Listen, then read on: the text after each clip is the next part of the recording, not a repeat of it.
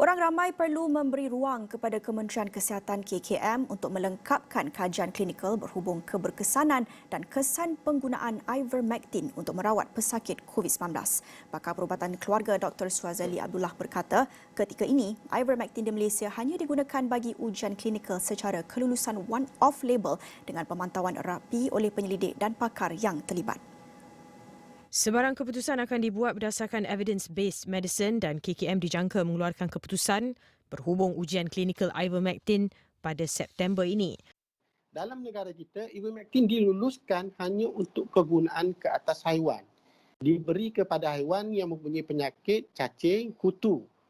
Dan saya rasa golongan veterina memang banyak menggunakan ini. Tetapi untuk kelulusan bagi kegunaan manusia, negara kita tidak meluluskan. Sebab itulah diberi nama sebagai off-label. Off-label maksudnya indikasi sebenar bukan untuk digunakan ke atas COVID. Jadi untuk digunakan ke atas COVID itu, kita memerlukan kelulusan khas daripada Ketua Pengarah Kesihatan ataupun DG. Dan kelulusan khas itulah yang Tan Sri Datuk Seri DG telah pun menyatakan bahawa kita memang meluluskan untuk off-label bagi tujuan klinikal di hospital-hospital.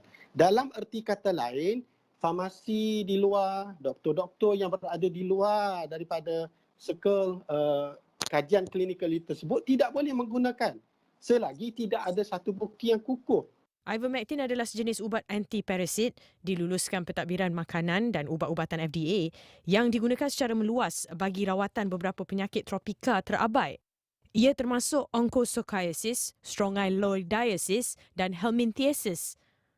Yang terbaru daripada Clinical Infection Disease Journal yang baru dikeluarkan 28 Jun yang lalu, didapati bahawa daripada jumlah, saya ingat saya lebih kurang dalam beribu subjek kajian yang telah dijalankan ke atas pesakit, sama ada pesakit itu peringkat awal dan ada juga pesakit yang sudah peringkat yang kritikal. Didapati bahawa ivermectin tidak mencegah berlakunya jangkitan COVID-19.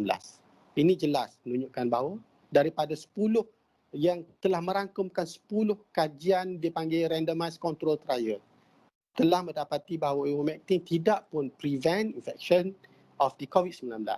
Yang kedua, ivermectin tidak juga mencegah ataupun boleh menyebabkan pesakit itu tidak dimasukkan ke ward. Maksudnya, kes-kes yang mengambil ivermectin akhirnya juga akan dimasukkan ke ward dalam keadaan yang teruk, yang perlu bantuan pernafasan dan sebagainya. Dan juga kes, kalau dilihat daripada jumlah kajian yang telah dibuat oleh pengkaji tersebut daripada 10 clinical trial yang telah dinyatakan bahawa didapati bahawa kes-kes yang memakan ataupun mengambil ivermectin lebih teruk berbanding dengan yang tidak mengambilnya.